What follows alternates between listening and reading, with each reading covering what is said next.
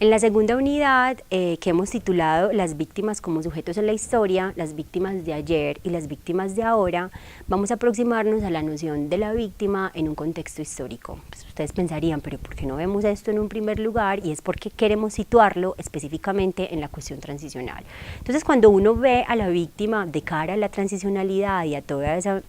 ese surgimiento de derechos, al boom de la memoria también, de cara a lo que nos está ocurriendo, pero se detiene y piensa que la figura realmente ha sido algo de una larga trayectoria analizada por muchos historiadores, incluso desde la época clásica, entiende que la figura lo que tiene es un uso distinto en cada momento, dependiendo de los procesos que la humanidad esté atravesando. Entonces, ¿qué pasa?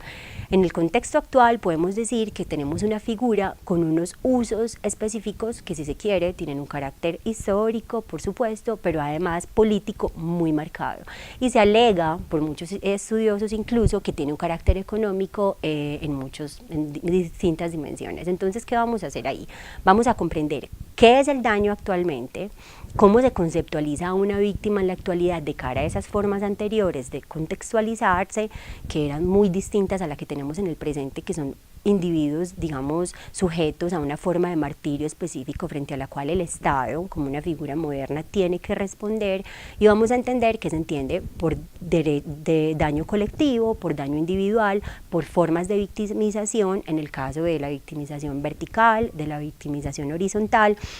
Y además vamos a entender esas diferentes figuras, cómo permiten miradas diferentes a las víctimas. El testimonio emerge como una forma específica de aproximarse a las víctimas, pero también el daño que nunca va a ser comunicado, que nunca va a ser entendido ni siquiera o percibido, también aparece como una mirada muy diferente a la comprensión o no de lo que le ocurrió a muchos y que se pretende sea el objeto del análisis y el no repetir en nuestras sociedades. Entonces, acá lo que vamos a hacer es tratar de entender cómo se representa a las víctimas en el caso colombiano, en este caso específicamente a las víctimas del conflicto armado, pero vamos a ver que esto toma mucha fuerza y que, digamos, supera las lecturas incluso del marco del conflicto armado, porque se habla de un boom de las víctimas en distintos escenarios. Entonces es como si tuviéramos una serie de individuos que alegan ser víctimas bajo diferentes lógicas, pero el Estado sigue de algún modo resaltando a quienes sean víctimas del conflicto armado, aunque no necesariamente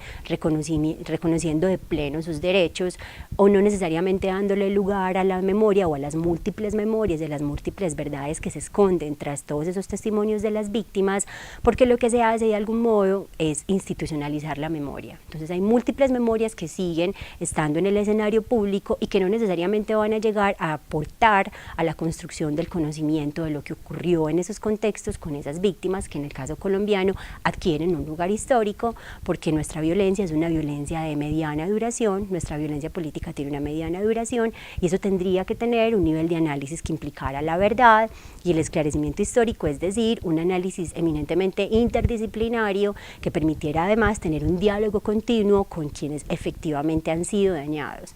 Entonces lo que vamos a hacer acá es entender ese lugar de la víctima en el caso colombiano y problematizarlo también teniendo en cuenta lo que vimos en la unidad anterior,